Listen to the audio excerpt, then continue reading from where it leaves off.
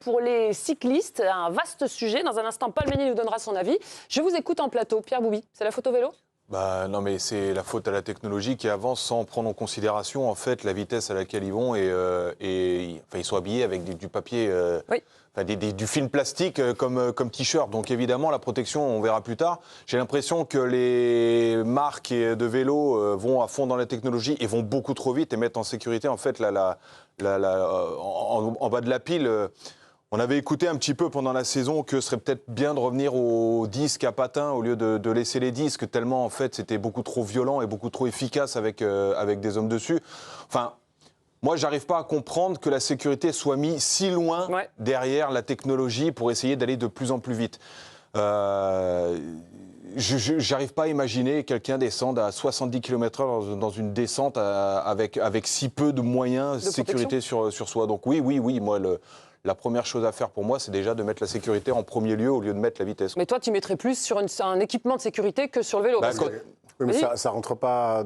C'est pas le vélo. On va pas leur mettre des protections parce que. Alors l'UCI pense à un airbag. Hein, c'est en réflexion. Alors pourquoi pas. Mais on est de toute façon toujours dans cette problématique des sports de vitesse et le vélo en fait partie. C'est pas des Formule 1 ni des motos. Mais tu le dis, à 70 km/h sur un vélo en descente, tu tombes, c'est quand même pas cadeau. Et même en scooter, à 70 km/h, tu tombes, t'as perdu. En scooter, je peux t'en parler, oui, ça fait très mal de tomber. Mais donc, on veut aller de plus en plus vite. C'est l'essence même de ces sports-là. Alors, et c'est vrai que trouver de la protection sur des mecs à moto avec des combis, sur des Formule 1 où on peut quand même mettre des choses. Là, le vélo, j'ai l'impression qu'il y a quand même un souci. On parle d'airbag, certes, mais le but, c'est quand même d'avoir des vélos de plus en plus légers, qui vont de plus en plus vite. Mais pourquoi ? Mais parce que c'est ça, le but de ces sports-là, c'est d'aller le plus vite possible. Oui, mais si... c'est ça, mais si c'est au détriment de ta sécurité. Ah ouais, mais c'est pour ça qu'on arrive peut-être à un point, c'est pour ça qu'on attend d'avoir notre invité, pour savoir jusqu'où on met la limite. C'est ça, en fait, moi, la question que j'ai envie de poser. Je ne suis pas assez dans le sport cycliste pour savoir ce qu'il faut faire, comment, pourquoi, mais j'ai l'impression que là, on est à un moment donné où peut-être ça doit venir des cyclistes de dire stop, au bout d'un moment, nous d'abord, avant les chronos. Alors juste, on a fait un point sur l'évolution du vélo, vous allez voir, c'est fabuleux. Hein. Oui, pour maximiser la performance, on allège forcément de plus en plus les vélos. Vous allez voir, de 1903 à 1950, le vélo, il pesait entre 15 et 18 kilos. Il était fait essentiellement avec de l'acier. 1950-1980, entre 10 et 12. Vous voyez à chaque fois, acier allégé, aluminium en dessous. 1980-2000, entre 8 et 10. Et puis là, sur les 25 dernières années, le poids moyen, il est entre 6,8 kg. Et c'est du carbone. Haute performance, c'est ultra léger le carbone. C'est beaucoup plus léger que l'acier. En parlant de vitesse, on a parlé là de l'évolution du poids des vélos. Mais la vitesse, elle aussi, elle ne fait qu'exploser forcément avec l'avancée de ces matériaux de plus en plus légers. 1903, vous le voyez, on était à un peu moins de 26 km/h. Et ça ne fait que monter en flèche. C'est une moyenne. C'est une moyenne, ça, Pierrot. En 2025, on est quasiment à 43 km/h sur un vélo. Brahim, les vélos vont de plus en plus vite. On essaie de gagner des milligrammes, des secondes. La course à la performance coûte que coûte. La dérive technologique au détriment de la sécurité des athlètes. Est-ce que ça te plaît ou est-ce qu'il faut arrêter à un moment donné ? Je ne suis pas sûr que ce soit le vélo qui va plus vite. Je crois que c'est l'athlète qui va beaucoup plus vite. Mais parce que le vélo est plus léger aussi. Maintenant que le vélo est plus léger, bien évidemment. Mais parce que sans doute que tu as une explosivité, tu as une endurance qui est beaucoup plus forte pour l'athlète. Mais moi, je suis sûr que, alors on a vu un peu l'échelle, mais moi, je suis sûr qu'il y avait autant d'accidents graves dans les années précédentes que maintenant aujourd'hui. Donc, la vraie problématique, c'est que c'est un sport de vitesse. Donc, est-ce qu'on ralentit la vitesse ? C'est en pas Formule 1, on l'a de vitesse. Oui, en Formule 1, on a ralenti les voitures. Je suis désolé, c'est pas uniquement de la descente, mais il faut bien un premier, donc c'est bien un sport de vitesse. Oui, mais ce que j'arrive pas à comprendre, c'est que... Donc maintenant, là, ce qui est compliqué, c'est qu'en réalité, on a sous-estimé la sécurité. C'est surtout ça. C'est on est parti dans de la performance, mais la sécurité n'y est pas. Regarde, en F1, tu as les circuits, tu peux contrôler. Le problème du vélo, c'est qu'ils sont dans la rue, ils sont dans des routes de monde. C'est très dur de sécuriser. Et sur le bitume, tu as perdu. Il fait 2 km ou 1,5 km, je dis peut-être n'importe quoi, mais ok, tu sais ce que tu vas sécuriser. Tu vas sécuriser une étape qui fait 120 bornes. Après, des morts, il y en a toujours eu. Moi, je crois aussi, et on ne l'a pas dit, que le cyclisme, c'est important de dire, c'est un sport dangereux. Ah bah oui, c'est un sport à très haut risque. Et au plus les mecs vont vite, au plus le risque augmente. Qui de mieux placé que les coureurs en personne pour nous éclairer sur le sujet ? On a la chance d'être avec la terreur du peloton, le prodige de la Soudal Quick-Step, Paul Meunier qui est avec nous avant de participer ce week-end au Newsblatt, la première semi-classique belge. On va y revenir. Mais d'abord, Paul, merci d'être avec nous. Où es-tu ? Que fais-tu ? T'es déjà en Belgique ou pas encore ? Ouais, bonjour, je suis déjà en Belgique et je me prépare pour le week-end d'ouverture samedi. Et attention, on voit le petit soleil derrière toi, cache-le avec ton épaule parce que sinon on ne te verra plus. On parlera de ta course tout à l'heure, bien sûr, Paul. Mais déjà, peut-être que tu as écouté notre débat après le terrible accident de Damien Touzé qui cible un petit peu les vélos, qui selon lui ne sont plus adaptés. Ce sont des bouts de bois, etc. Qu'est-ce que tu en penses? Est-ce que tu partages son avis? C'est bien, on te voit bien comme ça. Ouais, c'est vrai que les vélos vont de plus en plus vite et je pense que, j'ai vu que vous avez un peu débattu juste avant, mais je pense que le plus dangereux pour nous, c'est que les routes en agglomération font en sorte que les voitures roulent de moins en moins vite, mais nous, on roule de plus en plus vite, donc ça fait vraiment un grand opposé et c'est vrai que ça fait que les courses sont de plus en plus dangereuses avec ces infrastructures, les ronds-points, les dodanes et toutes les choses comme ça. Ah, donc toi, tu remets plus en question les infrastructures que le vélo en lui-même qui, on l'a vu, est de plus en plus rigide, peu maniable, de plus en plus léger et du coup, apparemment, ça absorbe moins les chocs, c'est ça là, tu nous confirmes?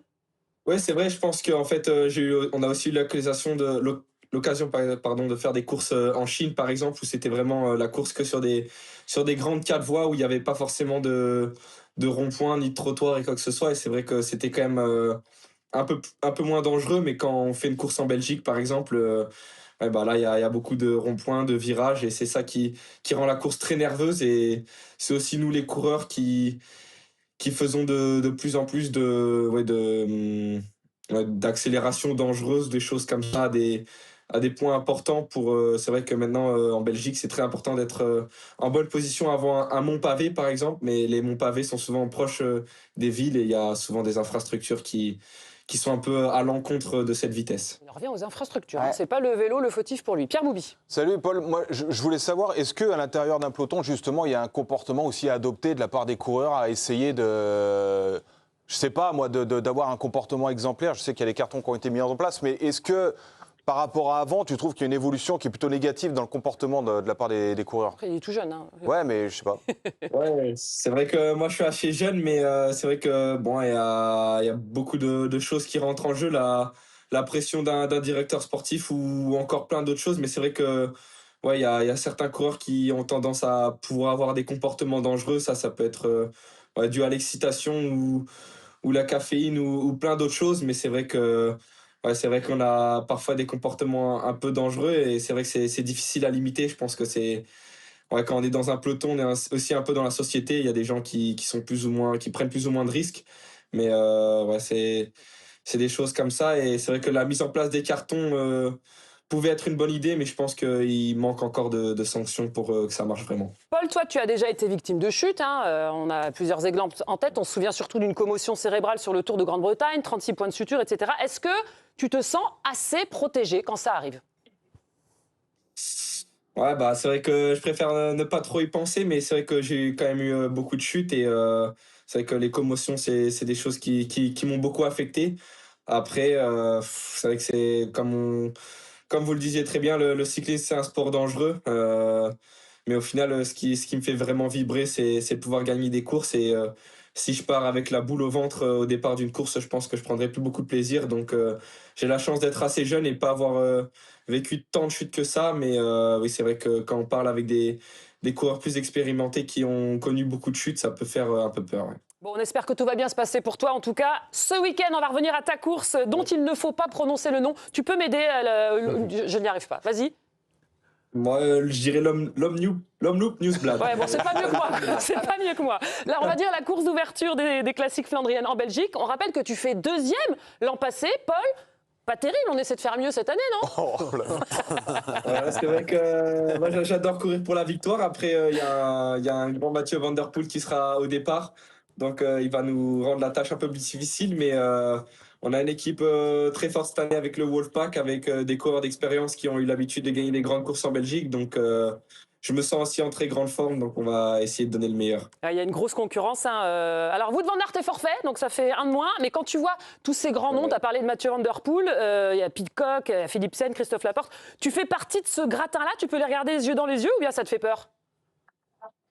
Non, c'est vrai que j'ai déjà eu l'occasion de faire deux courses une course à étapes avec Jasper Philipsen et j'ai réussi à le battre. Après, c'est vrai que les classiques, c'est des courses avec un profil totalement différent où faut vraiment être fort sur 5 heures de course et ouais, j'espère être à la hauteur, mais je suis surtout très motivé de courir avec une nouvelle équipe très forte et avec beaucoup de motivation. On rappelle juste que Paul Magnier, les copains, si vous l'aviez oublié, il détient le record de combien de victoires, Je Pierrot? ne sais pas, mais... Si.